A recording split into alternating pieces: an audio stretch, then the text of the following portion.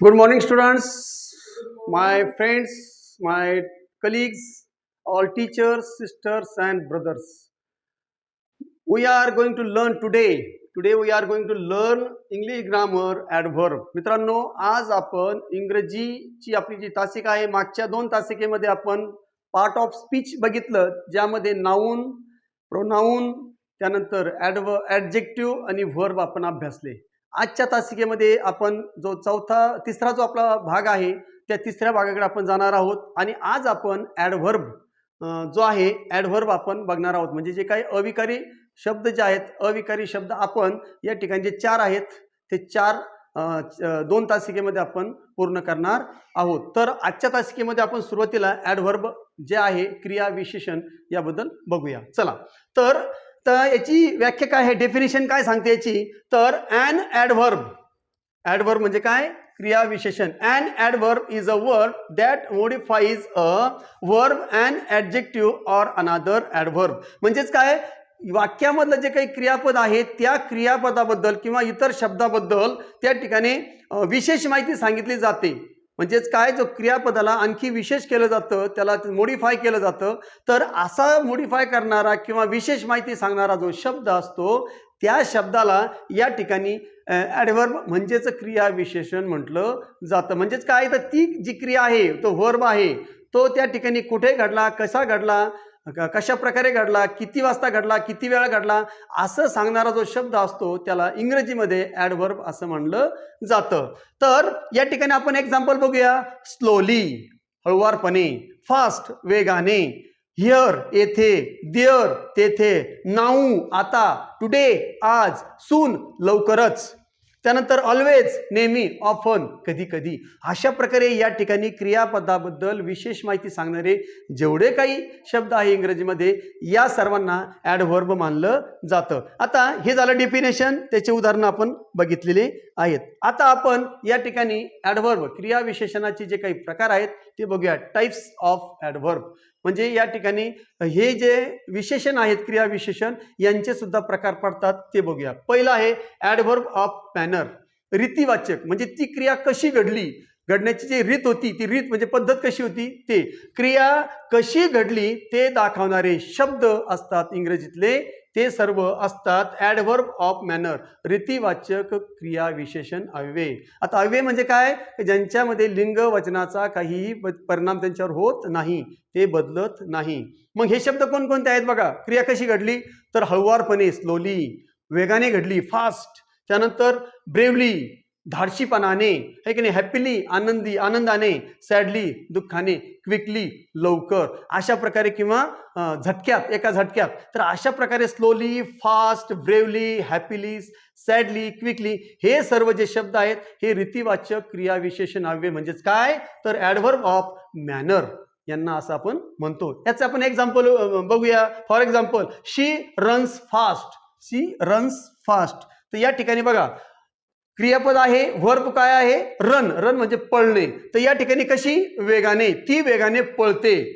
म्हणजे या ठिकाणी फास्ट हा शब्द काय दाखवतो, कशी पळते, तर वेगाने. म्हणून फास्ट जो आहे हा फास्ट यामधला काय आहे, ॲडव्हर्ब आहे. काय आहे, ॲडव्हर्ब क्रिया विशेषण अव्यय आहे. दुसरं वाक्य बघूया आपण. राम स्पीक्स स्लोली, राम हळुवारपणे बोलतो. म्हणजे बोलणे या ठिकाणी हे काय आहे, व्हर्ब आहे. पण तो कसा बोलतो, बोलण्याची रीत कशी आहे, तर ती स्लोली हळुवारपणे. म्हणजे स्लोली हे या वाक्यातलं काय आहे, रीतिवाचक क्रिया विशेषण अव्यय आहे. त्याच्यानंतर दुसरा प्रकार आपण बघूया. ॲडव्हर्ब ऑफ प्लेस, घटना कोठे घडली, स्थान. म्हणजेच काय, स्थलवाचक क्रिया विशेषण अव्यय, त्याला इंग्लिशमध्ये म्हणतात ॲडव्हर्ब ऑफ प्लेस. क्रिया कोठे घडली हे दाखवणारे शब्द, क्रिया कोठे घडली किंवा घडणार किंवा घडते हे दाखवणारे जर शब्द त्या वाक्यामध्ये आले तर त्याला म्हणायचं ॲडव्हर्ब ऑफ प्लेस, म्हणजे स्थलवाचक क्रिया विशेषण अव्यय. मग यामध्ये कोणकोणते शब्द येऊ शकतात बरं इंग्रजीमध्ये ॲडव्हर्ब म्हणून, बघा. हिअर येथे, दिअर तेथे, अप वरच्या बाजूला, किंवा डाऊन, अशा प्रकारे अप डाऊन, हिअर दिअर. तर अशा प्रकारे जर आपल्याला स्थलवाचक क्रिया विशेषण अव्यय आले तर ते शब्द आपण लक्षात ठेवायचे आहेत. आता आपण याचं एक्झाम्पल बघूया. कम हिअर, बघा आता कम हे झालं वर्ब क्रिया आहे. मग या क्रियेबद्दल माहिती सांगणारा शब्द कोणता आहे, हिअर, येथे ये. यायचं कुठं सांगितलेलं आहे? येथे. म्हणजे या ठिकाणी कम हिअर, येथे या किंवा इकडे या. त्यानंतर गो दिअर, तिकडे जा. म्हणजे बघा या ठिकाणी दिअर, गो हे वर्ब आहे आणि दिअर त्याचं काय आहे? दिअर त्याचं आपलं या ठिकाणी क्रियाविशेषण अव्यय आहे. ही सॅट डाऊन, ही सॅट डाऊन, तो खाली बसला. बघा सॅट म्हणजे बसला, भूतकाळी रूप आहे, आणि डाऊन खालच्या बाजूला म्हणजे खाली बसला. तर या ठिकाणी बसण्याची क्रिया दाखवणारा शब्द जो आहे डाऊन. त्यानंतर ही सिट्स नियर मी, बघा नियर जवळ, मी माझ्याजवळ आहे की नाही, म्हणजे नियर, नियर हा काय आहे? या वाक्यामधला ॲडव्हर्ब आहे. पण कोणता ॲडव्हर्ब? तो आहे प्लेस, ॲडव्हर्ब ऑफ प्लेस, स्थलवाचक क्रियाविशेषण अव्यय आहे. त्यानंतर तिसरा जो प्रकार आहे, तिसऱ्या प्रकाराकडे आपण जाऊया, ॲडव्हर्ब ऑफ टाइम. आता आपण स्थलवाचक बघितला, रीतिवाचक बघितला, आता आपण बघूया ॲडव्हर्ब ऑफ टाइम, कालवाचक क्रियाविशेषण अव्यय. म्हणजे काय? क्रिया केव्हा घडली किंवा घडते, क्रिया केव्हा घडते केव्हा घडली हे दाखवणारे जे शब्द असतात इंग्रजीमधले, ते सर्व ॲडव्हर्ब तर असतातच, परंतु ते कालवाचक म्हणजेच काय? ॲडव्हर्ब ऑफ टाइम असतात. पुढे त्याचं वाक्य बघूया आपण, किंवा ते अगोदर शब्द बघूया कोणकोणते ॲडव्हर्ब असतात. Now, then, yesterday, today, soon, tomorrow, before tomorrow, after tomorrow, अशा प्रकारचे जेवढे शब्द आहेत, वेळ काळ दाखवणारे जे शब्द असतील, ॲडव्हर्ब म्हणून ते क्रियाबद्दल अधिक माहिती सांगत असतील, तर अशा शब्दांना आपण त्या ठिकाणी कालवाचक क्रियाविशेषण अव्यय म्हणजेच ॲडव्हर्ब ऑफ टाइम असं म्हणायचं. मग आता आपण याचे वाक्य बघूया. I will call you tomorrow, मी तुला उद्या कॉल करील किंवा उद्या मी तुला फोन करील. तर अशा प्रकारे या ठिकाणी कॉल जो आहे ते वर्ब आहे, आणि टुमारो, बघा टुमारो, टुमारो या ठिकाणी काय आहे? हे क्रियाविशेषण अव्यय आहे. कोणतं? कालवाच्य क्रियाविशेषण अव्यय. त्यानंतर शी इज बिझी नाऊ, बिझी म्हणजे व्यस्त असणे, पण या ठिकाणी नाऊ, नाऊ काय आहे? या ठिकाणी या वाक्यातलं ते ॲडव्हर्ब आहे, म्हणून शी इज बिझी नाऊ, ती आता म्हणजे बिझी आहे. पण बिझी या शब्दाची माहिती कोण सांगतो? आता बिझी आहे ती, म्हणजे नाऊ हे त्याचं काय आहे? ॲडव्हर्ब आहे. कोणतं? कालवाचक, म्हणजेच काय? Adverb of time. त्याच्यानंतर पुढचा चौथा प्रकार बघूया आपण, ॲडव्हर्ब ऑफ फ्रिक्वेन्सी. फ्रिक्वेन्सी म्हणजे किती वेळ घडणे, वारंवार, वारंवारिता. फ्रिक्वेन्सी म्हणजे वारंवारिता, पुन्हा पुन्हा घडणारे. मग वारंवारता वाचक जो शब्द आहे तो सुद्धा ॲडव्हर्बचा एक प्रकार आहे.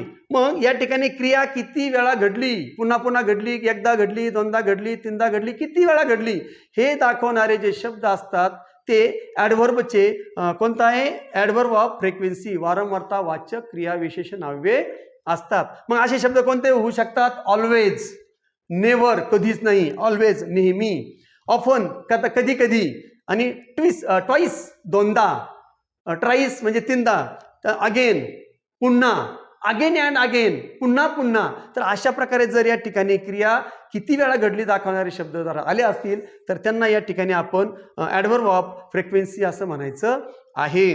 मग याचं आपण वाक्य बघूया. ही ऑलवेज स्पीक्स द ट्रूथ, तो नेहमी सत्य बोलतो. बघा बोलणे हे या ठिकाणचं काय आहे? वर्ब आहे, आणि ऑलवेज नेहमी. मग बोलतो, बोलतो या शब्दाची माहिती कोणता शब्द सांगतो? ऑलवेज. मग ऑलवेज म्हणजे नेहमी बोलतो आहे की नाही, तर मग नेहमी हे या वाक्यातलं ॲडव्हर्ब आहे. पुढचं, दे व्हिजिटेड अस ट्वाईस, त्यांनी दोनदा भेट दिली आहे की नाही. व्हिजिट म्हणजे भेट देणे, आणि या ठिकाणी सेकंड त्याचं फॉर्म आहे, भूतकाळी रूप आहे, म्हणजे त्यांनी दोनदा भेट दिली. म्हणजे भेट दिली पण किती वेळा? दोनदा, म्हणजे ट्वाईस या ठिकाणी या वाक्यातलं ॲडव्हर्ब आहे. कोणतं? Adverb of frequency. तर अशा प्रकारे या ठिकाणी ॲडव्हर्ब बद्दल आपण बघितलेलं आहे. आता आपण याच तासिकेमधला दुसरा जो पार्ट आहे आपला, तो पार्ट आपण बघत आहोत, तो म्हणजे प्रेपोजिशन. आपण आता हे ॲडव्हर्ब बघितलं, ॲडव्हर्ब 4 प्रकार सुद्धा आपण बघितले, आणि मला नक्की आशा आहे की तुम्हाला ते समजले असतील. आता आपण बघूया प्रेपोजिशन, शब्दयोगी अव्यय. त्याला मराठीमध्ये काय म्हणतात? शब्दयोगी अव्यय. आता त्याची आपण डेफिनेशन बघूया. काय म्हणते व्याख्या? A preposition is a word used before a noun or pronoun to show its relations to another words in the sentence. वाक्यातील इतर शब्दांशी त्यांचा नाम आणि सर्वनामाचा संबंध दाखवतो अशा शब्दांना या ठिकाणी प्रेपोजिशन्स म्हणजेच काय? शब्दयोगी अव्यय असं म्हणायचं आहे. बघा मराठीमध्ये व्याख्या, जो शब्द नाम व सर्वनाम यांचा वाक्यातील इतर शब्दांशी असलेला संबंध दाखवतो त्या शब्दास प्रेपोजिशन म्हणजेच शब्दयोगी अव्यय असं म्हटलं जातं. तो त्या ठिकाणी नाम आणि सर्वनामाला लागून शक्यतो येत असतो. उदाहरणार्थ in, on, at, since, for, during, under, behind, between, to, across, through, into. तर अशा प्रकारे हे सर्व जे शब्द आहेत हे सर्व शब्द वाक्यामध्ये येतात आणि वाक्यातील नाम आणि सर्वनामाचा इतर जे काही शब्द आहेत, कर्म असेल, क्रियापद असेल, यांच्याशी संबंध ते प्रस्थापित करतात किंवा त्यांचा काय संबंध आहे हे दाखवण्याचा प्रयत्न करतात. असे सर्व शब्द प्रेपोजिशन मानले जातात. तर मग आता आपण प्रत्यक्ष वाक्य बघण्यासाठी त्या ठिकाणी त्याचे वेगवेगळे प्रकार बघूया. Types of preposition. मग या शब्दयोगी अव्ययाचे किंवा प्रेपोजिशनचे सुद्धा काही काइंड्स किंवा काही टाइप्स पडतात. ते आपण कोणकोणते बघूया. Preposition of time. वेळ दाखविण्यासाठी या प्रेपोजिशनचा वापर केला जातो. उदाहरणार्थ बघा, इन मध्ये ऑन, ॲट, सिन्स, फॉर आणि ड्युरिंग हे सर्व वेळ दाखवणारे प्रेपोजिशन आहे.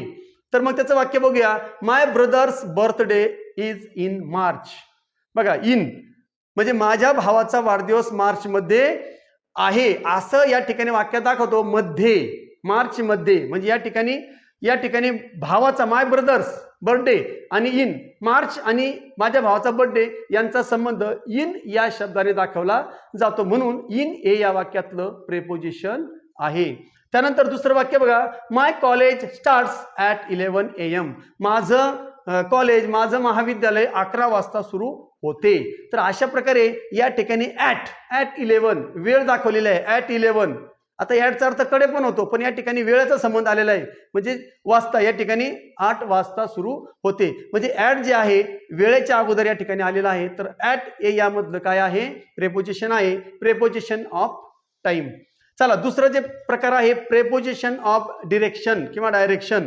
या ठिकाणी दिशा किंवा हालचाल दाखवण्यासाठी, दर्शविण्यासाठी याचा वापर होतो. म्हणजे त्या ठिकाणी नाम सर्वनामानी जी क्रिया घडली ती कोठे घडलेली आहे हे या ठिकाणी दाखवताना अशा प्रकारे हे प्रेपोजिशन वापरलं जातं. तर त्यामध्ये कोणकोणते शब्द येतात? टू, त्यानंतर टुवर्ड्स, इनटू, थ्रू आणि अक्रॉस अशा प्रकारचे शब्द या ठिकाणी वापरले जातात. काय म्हणून? प्रेपोजिशन म्हणून. डिरेक्शन दिशा दाखवण्यासाठी किंवा हालचाल दाखवण्यासाठी. उदाहरणार्थ ही वेंट टू स्कूल. तो शाळेकडे गेला किंवा तो शाळेत गेला. तर या ठिकाणी शाळेत किंवा शाळेकडे, तर त्याच्यासाठी टू असं मानलं जातं. तर टू हा या वाक्यातील, या सेंटेन्समधील काय आहे? प्रेपोजिशन आहे. पण कोणतं प्रेपोजिशन? प्रेपोजिशन ऑफ डिरेक्शन, दिशादर्शक शब्दयोगी अव्यय. त्यानंतर ही जम्प्ड इनटू द रिव्हर. त्याने नदीमध्ये उडी मारली. इनटू मध्ये, पुढे नदीमध्ये उडी मारली म्हणजे मध्ये. या ठिकाणी इनटू हा जो आहे या वाक्यातील काय आहे? प्रेपोजिशन आहे. कोणतं? डिरेक्शन, नदी मध्ये. इथं शाळेकडे किंवा शाळेत, इथं नदीमध्ये. म्हणजे या ठिकाणी जी हालचाल झालेली आहे त्या हालचाल कुठे, कोणत्या दिशेने झालेली आहे ते दाखवण्याचा या ठिकाणी प्रयत्न केला जातो. त्यानंतर तिसरा जो प्रकार आहे, तिसऱ्या प्रकाराकडे आपण जाऊया. Preposition of place. तिसरा जो शेवटचा प्रकार आहे प्रेपोजिशन ऑफ प्लेस. तर या ठिकाणी स्थान किंवा जागा दर्शविण्यासाठी त्या ठिकाणी वापरतात. याच्या अगोदरचा जो होतो डिरेक्शन, हालचाल झालेली आहे ती हालचाल कोणत्या दिशेने झाली हे दाखवण्यासाठी प्रेपोजिशन ऑफ डिरेक्शन. पण या ठिकाणी स्थान दाखवण्यासाठी किंवा जागा दाखवण्यासाठी वापरलं जातं. उदाहरणार्थ in, on, at, under, behind, between हे जे शब्द आहे in, on, at, under, behind आणि बिटवीन हे सर्व प्रेपोजिशन्स आहेत आणि हे प्रेपोजिशन्स प्लेस दाखवण्याचं काम करतात. उदाहरणार्थ the notebook is on the table. म्हणजे एखादी वस्तू किंवा एखादी व्यक्ती, वस्तू कोणत्या ठिकाणी आहे, हालचाल केली नाही. हालचाल जर केली असेल तर ते डिरेक्शनमध्ये जाणार. म्हणजे त्यामध्ये सुद्धा याच्यातले शब्द येऊ शकतात. ते हालचाल होताना, म्हणजे वाक्याचा अर्थ लक्षात घ्यायचा आहे.